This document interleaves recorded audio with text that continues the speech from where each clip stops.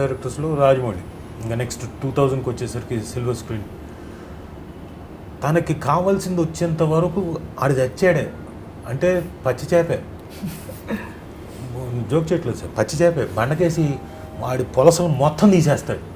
వాడు సాయంత్రానికి నేను ఎందుకు వచ్చి పడ్డాను రా ఇతని దగ్గర అనుకునే లెవెల్లో చేస్తాడు. కానీ ఆ సినిమా అంతా అయిపోయిన తర్వాత అరే ఇతని దగ్గర పడకపోయి ఉంటే నా జీవితం ఇలా ఉండదు అని ఖచ్చితంగా సినిమా అయిపోయిన తర్వాత, రిలీజ్ అయిన తర్వాత ప్రతి హీరో ప్రతి విలను, అతని సినిమాలో ఉండే ప్రతి హీరో ప్రతి విలను దండం పెట్టుకుంటారు. అతను నాకు తెలిసి చాలామంది ఫోటోలు కూడా పెట్టుకుని ఉంటారు అతని ఫోటో. అతనికి ఏదైతే కావాలో షూట్గా అది వచ్చేంత వరకు వదిలిపెట్టాడు. రాకపోతే ఎక్స్ప్లెయిన్ చేస్తాడు. ఎక్స్ప్లెయిన్ చేసిన తర్వాత కూడా చేయలేకపోతే ఇతను వెళ్ళి యాక్ట్ చేసి చూపిస్తాడు. అంత గొప్పడు రాజమౌళి. మిగతా వాళ్ళు కొంతవరకు ఎక్స్ప్లెయిన్ చేయడం వరకు చేస్తారు, అంతవరకు.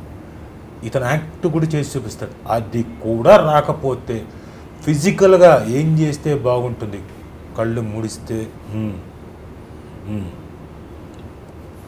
ఇలా చేస్తే బాగుంటుంది అనుకుని చూసుకొని వచ్చి ఇదిగో కళ్ళు ముడు, ఇప్పుడు ఐబ్రోస్ను లూజ్ చేయి అని ఊదు, ఇది కూడా చేసి చూపిస్తాడు.